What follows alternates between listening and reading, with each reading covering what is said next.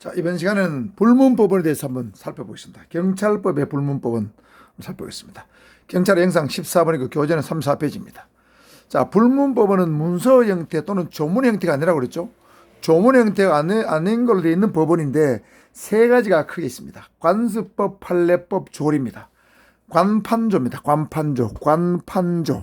관습법, 판례법, 조리를 대표적인 불문법원으로 봅니다. 조문 형태로 안 되어 있습니다. 자, 관습법도 이름은 법이라고 말 붙었지만은 관습이 오랜 시간을 거치면서 법처럼 느껴지는 거예요. 여러분, 관습법으로 조문도 안 돼 있잖아요. 그렇죠? 그 관습인데 법처럼 느껴지는 거예요. 모든 국민이 지켜야 되는 것처럼 느껴지는 그 관습법이에요. 그 행정법 관계나 경찰법 관계에 그런 게 있다면 경찰관습법, 행정관습법이 되겠죠. 민사관계에서 그런 게 있다면 그건 민사관습법인데 어쨌든 간에 관습이 법처럼 느껴지는 것을 관습법이라는데 그건 조문 형태로 안 돼 있다. 그 다음에 판례법도 이 판례는 여러분 원래 개인과 사이의 어떤 분쟁을 해결하기 위해서 만들어진 거죠. 법원에서 결정하는 거예요. 갑과 을이 싸운다든가, 그죠? 그러면 그게 이제 누가 옳다 판정해 준 게 판례인데, 판례는 그냥 조문의 형태가 아니고 개별 사건에 대한 해결책을 제시한 거죠. 그런데 그런 비슷한 종류의 판결이 반복되면 나중에 그런 법처럼 느껴지는 거예요. 그걸 판례법이라고 부르는 거예요. 판례법이라는 법은 없습니다. 여러 가지 비슷한 판례가 묶여지면 공통된 어떤 내용이 나오겠죠. 그걸 판례법이라고 이름을 붙인 것 뿐이에요. 그 다음에 조리란 것은 일종의 상식입니다.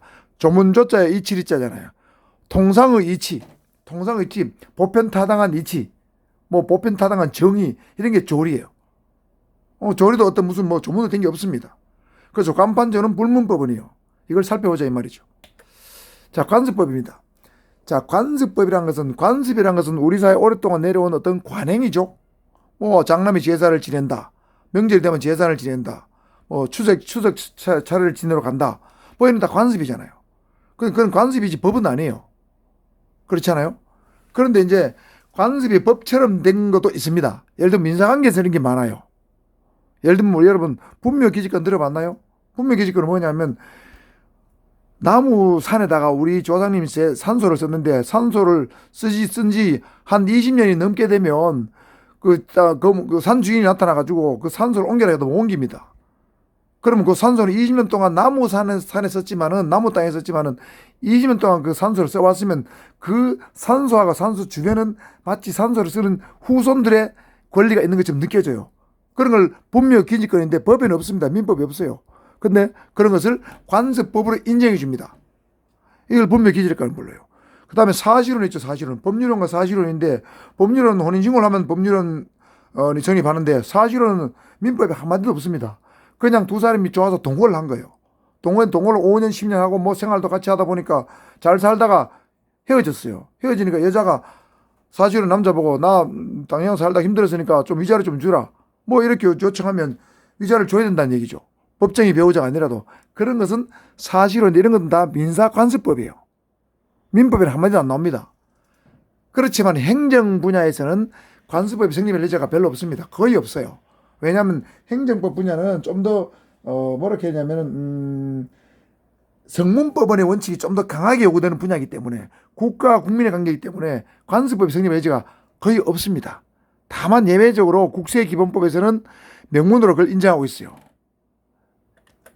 예를 들면 국세기본법 18조에 보면 세법에서 기준 및 소급과세 금지라는 규정을 두고 있는데, 사망에 보면 세법의 해석이나 국세행정의 관행이 일반적으로 납세자에게 받아들여진 후에는 그 해석이나 관행에 의한 행위 또는 계산은 정당한 것으로 보며 새로운 해석이나 관행에 의하여 소급해서 과세되지 아니한다.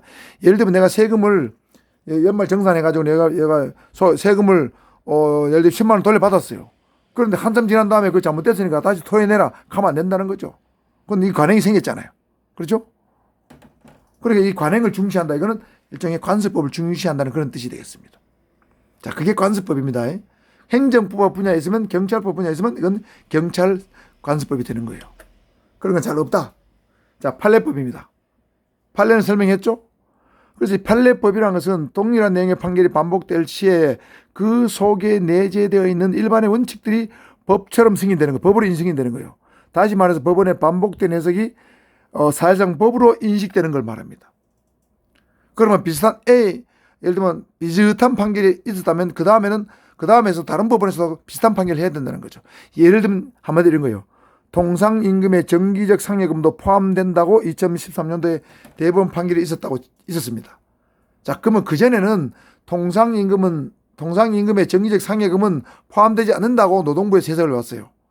그런데 대법원 판결로 통상임금의 정기적 상여금도 포함된다고 해석이 되었기 때문에 2014년도 이후에는 상여금은 통상임금에 다 포함된다고 그냥 해석해버리니까 그냥 판례인데 불구하고 법처럼 느껴지는 거죠.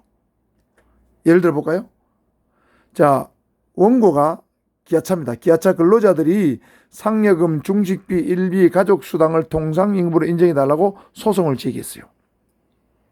자, 여러분 통상임금은 뭐냐면 사용자가 근로자한테 정기적으로 일률적으로 지급하는 임금을 통상임금으로 한다고 근로기준법에 적어놨어요.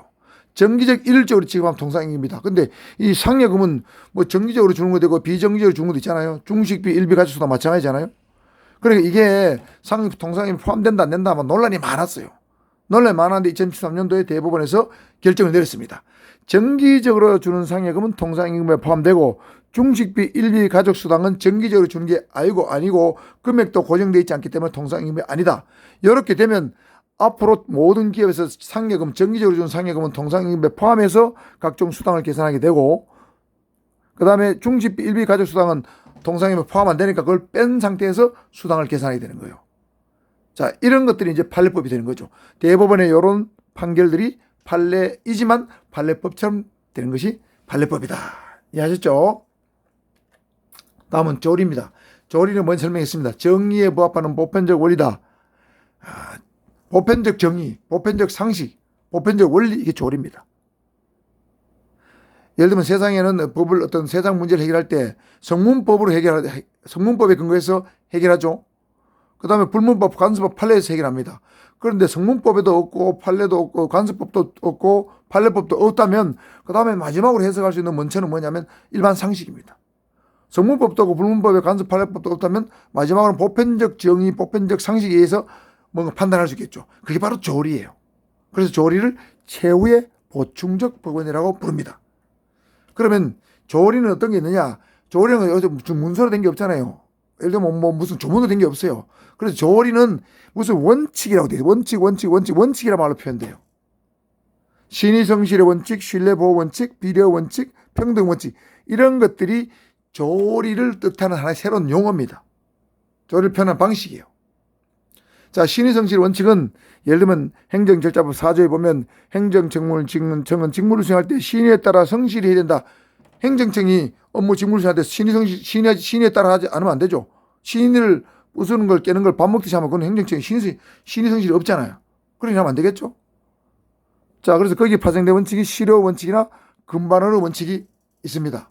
예를 들면 실효 원칙이 뭐냐면 어떤 병원에서 사무장이 사고를 쳐가지고 사무장이 사고를 쳐가지고 과징금을 매겼습니다. 과징금을 매기고 원래는 과징금을 매겼는데 한 10년쯤 지난 다음에 그 10년 전에 어떤 위반 행위로 의사의 면허를 정지시켰다. 그런 건 안 되는 거죠. 예를 들면 위반 행위를 했을 때 임박해가지고 위반 행위를 한 직후에 과징금도 매기고 의사 면허 정지시켜야 되는데 과징금만 부과하고 있다가 10년 지난 다음에 의사 면허 정지하면 이거는 행정청의 직무가 믿을 수가 없잖아요. 신의에 따라 해야 되는데 신의에 따라 한 게 아니잖아요. 그래 행정청이 잘못이 있다는 거죠. 그럼 의사 면허 정지는 해서는 안 된다. 이게 일종의 실효 원칙인데 신의성실 원칙에서 파생된 거다. 이런 뜻입니다. 다음 신뢰보호 원칙은 예를 들어 보면 면허 취소사에 해당하는 음주운전자를 적발해서 경찰서장이 면허 정지 처분을 했어요. 착오로. 그런데 지방경찰청장이 보니까 정지가 이거 취소사예요. 그러면 취소 처분을 하면 한 사람이 서장은 정지, 지방청장 취소 처분을 하면 이거는 억울하잖아요. 그러니까 이거는 최초로 경찰서장이 정지했다면 이 처분에 따라가지고 지방청장이 처분을 바꾸면 안 된다는 거예요. 이건 신뢰보호의 원칙이 된다는 거죠. 아시겠죠? 그 다음 비례 원칙 또는 과잉금지의 원칙이란 경찰은 직무집행법에 주로 나옵니다. 예를 들면은 경찰관이 불신검문을 뭐 했다고 칩시다. 불신검을 했는데 경미한 범죄의 피해자입니다. 근데 임의동행이 불응하니까 그 사람을 수갑을 채서 강제로 끌고 간다. 그럼 위반 행위는 매우 작은데 동원된 공권력 수사는 너무 과중하잖아요. 이런 건 비례 원칙이 되는 거예요. 지나치게 위반 행위에서 과도한 공권력 행사해서는 안 된다. 이것이 일종의 비례 원칙입니다. 그래서 비례원칙을 표현하는 용어로는 참새를 잡을 때는 대포를 쏘지 말고 참새를 잡을 때 뭐 써야 되면 새총이라든가 공기총 정도 써야 된다는 얘기죠. 그게 비례원칙이에요. 행정법 관계, 경찰법 관계도 그게 정된다는 얘기죠. 그 다음 네 번째 평등 원칙인데 모든 행정적인 업무를 할 때는 모든 사람에게 평등해야 된다. 하여야 한다는 얘기죠. 평등하게 처우해야 된다는 원칙이요. 여기서 행정상 자기구속 법리가 파생되는데 예를 들면 행정청이 A라는 사람에 대해서 뭐 B라는 행위를 했다면 다른 사람이 비슷한 다른 사람이 예를 들면 또 비슷한 사안에서 어떤 뭐 뭘 해달라고 요청이 왔으면 A라는 사람하고 비슷한 사안이면 A라는 사람한테 했던 것과 동일한 어떤 행정처벌을 해야 된다는 거죠. 그것이 자기구속 법리예요. 행정청이 비슷한 사안에 대해서 사람마다 다르게 처분한다면 그건 문제가 있는 평등원칙 입에 드는 거죠. 예를 들면 A 단체에다가 무슨 단체가 해줬다. 법에 단체가 해주면 뭐 B라는 단체가 비슷한 내용을 해가오면 B라는 단체가 해줘야 되는데 A라는 단체는 허가를 해주고 B 단체는 정당한 입시 안 해준다. 그럼 평등원칙 입이 된다. 이런 뜻입니다. 아시겠죠? 자, 그리고 마지막으로 오늘날 조리상의 제원칙, 앞에 봤던 원칙은 성문화되는 추세였어요. 이 성문법 규정이 없었는데 예를 들면 경직법상 비례원칙은 예를 들어 없었는데 지금은 경직법 안에 비례원칙이 조문으로 만들어져 있습니다. 행정절차법상의 신의성실 원칙도 없었는데 4조의 신의성실 원칙이 명시되어 있죠. 그래서 조리상의 원칙이 불문법원이었는데 지금은 성문법화 되어 가고 있다. 뭐 이런 정도 이해하시면 되겠습니다. 그래서 이번 시간에는 불문법원에 대해서 경찰법상의 불문법원에 대해서 한번 살펴봤습니다. 아시겠죠? 수고했습니다. 이상 변호사 이걸로 마치겠습니다.